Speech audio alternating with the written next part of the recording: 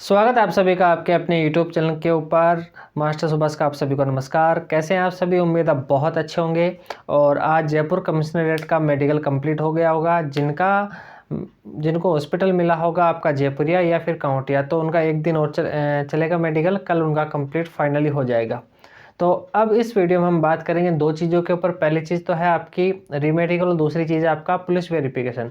सबसे पहले स्टार्ट करते हैं आपका पुलिस वेरिफिकेशन। जिनका 30 नवंबर, 1 दिसंबर और 2 दिसंबर को मेडिकल हुआ था जयपुर कमिश्नरेट वालों का, उनका लगभग जो पुलिस वेरिफिकेशन है थाने के अंदर पहुंच गया है। तो आप कोशिश करो जल्दी से जल्दी आपके थाने के अंदर जाओ और वहाँ कांस्टेबल से आपके वेरिफिकेशन से संबंधित कोई भी अगर डाक आई है तो उससे आप वेरीफाई कर लो। तो जैसे आपका पुलिस वेरिफिकेशन हो जाएगा तो आप इस इंतज़ार में बैठे मत रहो कि आपके घर पे कॉल आएगा तो ही आप वहाँ जाओगे। तो आप अपने खुद से भी जा सकते हो वहाँ। 5-6 दिन हो गए हैं ऑलरेडी जो भी आपका मेडिकल हुआ है उसको। तो आप कोशिश करो जाके एक बार पूछ लो थाने के अंदर। अगर आपका कोई जानकार है वहाँ तो आप उससे संपर्क कर सकते हो, या फिर आप खुद जाके थाने के अंदर पूछ सकते हो कि आपका पुलिस वेरिफिकेशन आएगा। अगर आ गया है तो आप वो वेरीफाई करवा लो अपने आप को, और नहीं आया तो उनको नंबर दिया आना अपने और पर्सनली, ताकि वो आते ही आपको कॉल कर ले और आपका आते ही वेरीफाई हो जाए। दूसरी बात करते हैं हम रीमेडिकल की। तो देखो भाई, ऐसी बात है, जब हमारा मेडिकल चल रहा था 30 तारीख से लेकर अभी तक, यानी कि आज डेट तक, जिनका भी मेडिकल हुआ है सबको एक चीज़ का ये डाउट है कि मुझे रीमेडिकल मिलेगा या नहीं मिलेगा, मैं फ़िट हूँ या नहीं फ़िट हूँ। तो सबके मन में डाउट है और मेरे मन में ये डाउट है कि मैं फ़िट हूँ या नहीं फ़िट हूँ। वहाँ बोला गया हमें लास्ट में अंगूठा टेकने के बाद में कि सब जाओ और सब फिट हो। किसी को ये नहीं बताया गया कि आपको इस चीज़ के अंदर पॉइंट है। अगर पॉइंट है तो ये किसी को भी नहीं बताया है, ना किसी को पता है, ना मुझे पता है, ना आपको पता है। तो हम इस डाउट के अंदर है कि मेरा फाइनल में लिस्ट में नाम आएगा या नहीं आएगा, या फिर मेरा रीमेडिकल आएगा। तो देखो, अगर आपको जब आपने अंगूठा टेका था तो वहाँ जो आपके लिस्ट थी, जो भी हमारी बीमारी, जो भी जांचें हुई है उनकी, उन्होंने उनके सामने उनकी डिटेल लिख रखी थी कि इस चीज़ के अंदर इसको नॉर्मल है या फिर कोई प्रॉब्लम है। अगर वो सब ने वहाँ अगर नॉर्मल लिखा हुआ है तो बिल्कुल आप फिट हैं। अगर वहाँ एक्स्ट्रा में कोई नोट डला हुआ है आपके किसी भी पॉइंट के ऊपर तो आपको रीमेडिकल मिलेगा। और फिर जब अपना मेडिकल चल रहा था तो वहाँ जिनके प्रॉब्लम थी ऑलरेडी डॉक्टर बहुत सपोर्टिव थे सभी।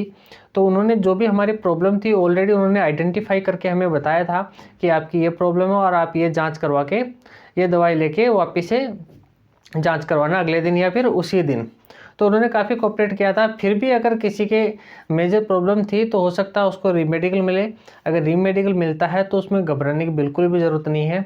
जब रीमेडिकल आपको मिलेगा तो देखो उसके दो तरीके होंगे। कैसे पता चलेगा आपको? पहला तो ये होगा कि आपका जब ज्वाइनिंग लिस्ट आएगी तो उसके अंदर आपका नाम नहीं होगा, ठीक है। तो एक चीज़ तो इस तरीके से पता लग जाएगा। या फिर आपके फ़ोन में आएगा मैसेज एक PDF के रूप में, जो भी आपका पॉइंट होगा उस पॉइंट के बारे में आपको बताया जाएगा। और वो पॉइंट आपको तुड़वाना होगा आपके जो भी गवर्नमेंट हॉस्पिटल है वहाँ जाके, जो भी स्पेशलिस्ट डॉक्टर है, जिस चीज़ में आपको पॉइंट मिला, या घुटनों में मिला है, या फिर आपको BP में मिला है, या फिर आपको आंखों के अंदर मिला है, या जो भी हमारी जांचें हुई थी ब्लड के अंदर, जो भी कोई प्रॉब्लम थी हमें, उस प्रॉब्लम के अंदर हमें पॉइंट मिला है, तो उससे संबंधित जो भी डॉक्टर है विशेषज्ञ, उससे जाके हमें संपर्क करना है और वहाँ हमें जांच करवा के वो जो हमें लेटर हेड पे जो लिख के देंगे हमारी जो भी जांच देख के, वो हमें जमा कराना होगा पुलिस लाइन में। ये मुझे कैसे पता है? तो मेरे को इसलिए पता है कि जो 12वीं बटालियन थी वहाँ पर मेरे फ्रेंड की सिस्टर का मेडिकल हुआ था और उसको आंखों के अंदर बिल्कुल फेल कर दिया था।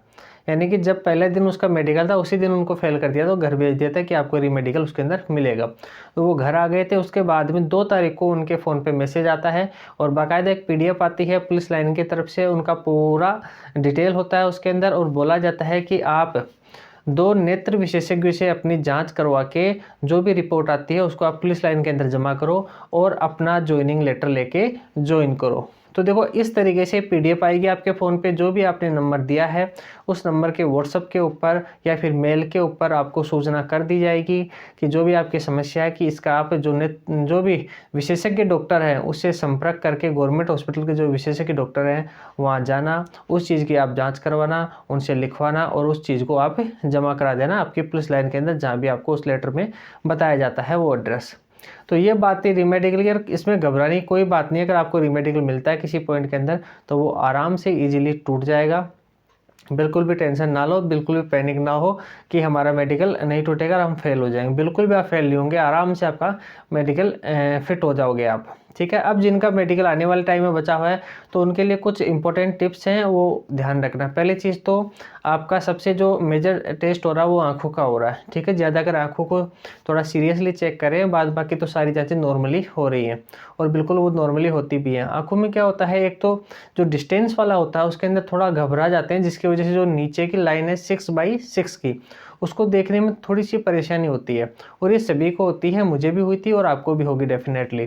चाहे हमें घर पे या फिर आप नॉर्मली अगर चेकअप कराने जाते हो, आप कितना ही साफ दिखता हो, लेकिन जब हमारे सामने डॉक्टर बैठा होता है और उस वक्त हमारा टेस्ट हो रहा होता है तो उस वक्त ऑटोमेटिकली अंदर से घबराहट सी फील होती है, धुंधला सा नज़र आता है।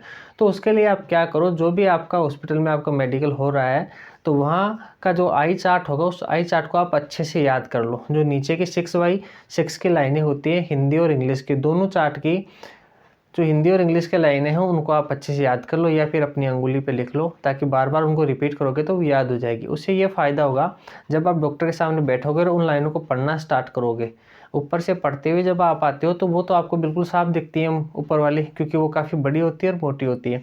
नीचे वाली में समस्या होती है, तो अगर वो आपको ऑलरेडी याद है, अगर धुंधली भी दिखेगी तो आपको आइडिया लगा सकते हो कि वहाँ पर ए लिखा हुआ है, पी लिखा हुआ है या एफ लिखा हुआ है। ठीक है, तो वो एक आइडिया आपको लग जाता है कि नीचे कौन सा वर्ड लिखा होगा, तो आप इजीली बोल पाओगे। इसके बाद में कल मेरी कुछ स्टूडेंट से बात हुई थी तो उन्होंने बताया था कि जयपुरी हॉस्पिटल के अंदर जब ब्लड लिया गया तो कुछ लड़कियां बेहोश हो गई थी। ठीक है, उनको चक्कर आ गए थे।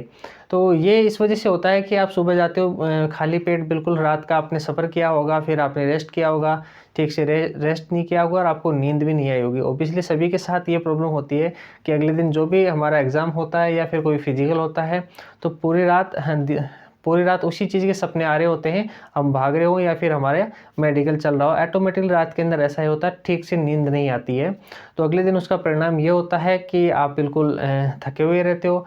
आप बिल्कुल सुबह अच्छे से आपने ना नाश्ता किया, ना आपने खाना खाया और सीधे आपको ले गए हॉस्पिटल जब आपका ब्लड हुआ तो ब्लड अचानक से निकलते ही आपके एक तो घबराहटी होती है और एक जैसे ब्लड आपसे निकला बॉडी से तो आपको बिल्कुल चक्कर आना स्टार्ट हो जाते हैं। तो 2-3 लड़कियों को कल चक्कर आके थोड़ी सी प्रॉब्लम हुई थी इस चीज़ की।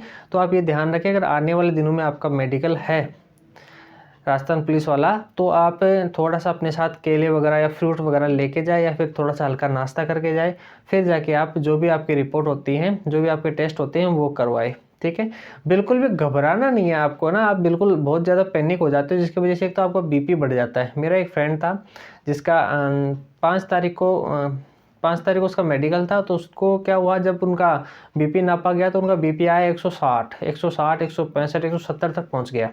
तो डॉक्टर ने उनको दोबारा बोला कि उनकी जांच करवाएगी दोबारा से। तो जब जांच करवाएगी तो जब ईसीजी हुआ उनका तो उसके अंदर भी उनकी धड़कन बहुत तेज़ आ रही थी।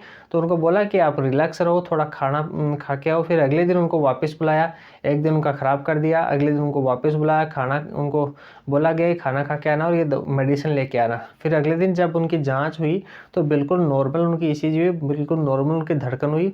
तो ये चीज़ होती है जब आप पहली बार जाते हो और बहुत ज़्यादा घबरा जाते हो कि मेरे साथ क्या होगा। बिल्कुल रिलैक्स रहो, जितना रिलैक्स रहोगे उतना ही आपकी जाँच जो होगी वो बिल्कुल नेगेटिव आएंगी।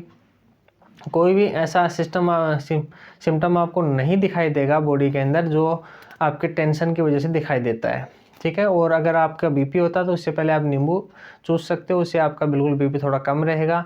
और इसके अलावा आप ठंडा पानी पी सकते हो, जितना ठंडा पानी पियोगे बिल्कुल बॉडी कूल रहेगी। और ज़्यादा सोचोगे तो नॉर्मली जो आपकी बीपी की प्रॉब्लम है वो ज़्यादा हाई आएगी, डॉक्टर आपको बेमतलब में पॉइंट दे के दूसरी जाँच करवाएगा और आपको इधर से उधर भागना पड़ेगा जाँच के लिए। ठीक है भाई, तो इस वीडियो में इतनी ही जानकारी, और कोशिश करो कि जिनका मेडिकल हो गया वो अपने घर पे रहे, सेफ रहे, सुरक्षित रहे और कहीं इधर उधर जाने की, ज़्यादा डांस करने की, नाचने की ज़रूरत है नहीं, क्योंकि आपका लास्ट टाइम है, आपके सपने पूरे होने वाले हैं, आपके माँ बाप के सपने पूरे होने वाले हैं।